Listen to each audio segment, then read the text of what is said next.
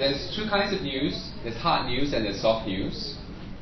Very simply, hard news. I'm just going to get you to understand that hard news consists of the facts. The who, the what, the where, when, and how.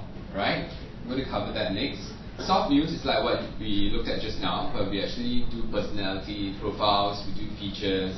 It's something interesting, which I think everybody here most likely do something like soft news, where you're going to feature your school sports teams, how they actually do in the sports day, how your school won the A division or won the B division. You're going to feature your star player. So that kind of thing is soft news. But let me go into hard news first. On the first page of every newspaper, you'll find hard news. When you go back today, take out a newspaper, look at any story on the first page. It will always be written in this format, inverted pyramid. What it means is that the most important thing is going to be presented on top first, the second most important second, the third most important third, and so on and so forth. So let's apply this to sports. You have to cover the who, what, where, when, how in the sports story. You want to tell your audience the most important things in one sentence. 35 words, less than 35 words. Tell the audience the who, the what, the where, the when, and the how. Okay? So if let's say ACSI is playing against RI for B Division Rugby, because they're always playing against each other in the rugbies. Okay? You would say after the match, you tell people who ACSI played against RI. What kind of match is it badminton? No, it's rugby. When did they play? Where did they play? Usually it's at the Padang. And how did they win? Did they win, it was like one-sided match all the way? Or was it last minute and it just kind of scraped through? Okay? You want to tell your audience all that in one sentence. Okay? So this is one way which you can actually organize your story so that your audience can actually understand it very clearly. Okay? The second point, as I mentioned, the middle part of the inverted pyramid is the second most important things. We can feature on anything from, say, there's a long rivalry between ACSI and RI, and there was a tragic loss. They lost after 4 years of losing, and they lose again now. Or at the end of the road, they're going to get kicked out of the A divisions, and that's it. Bye bye. Or maybe somebody set a new record. Track and field. Maybe sports school, somebody ran a new record. Or maybe there's a star player, or there's a wild card. There's a lot of things you can actually use to anchor your story. Don't just report the facts. Make it exciting. Okay? The last part of the inverted pyramid is the least important. But let's try and round it up nicely. So you tell the audience what's next. Okay?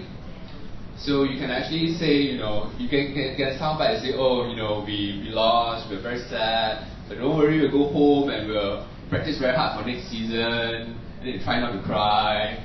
Because that's what they actually do, they tell you what next.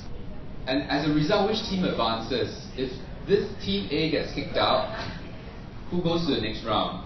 Because that's what sports is about. You don't want to know, okay, you won, so what? Okay, you won, but you want to know who wins and as a result advances to the next round. Okay? Last part in red. If you're covering a school event, if you're interviewing your classmate, please do not let your classmate have a 5-minute thank you speech. Your video is not for them, it's not that podium to thank the whole world. Okay? Keep it to a minimum. Okay, tip number 1. Don't just report the scores. This goes for everything that you do. Everything. Please don't make it too dry. You don't want your audience to fall asleep.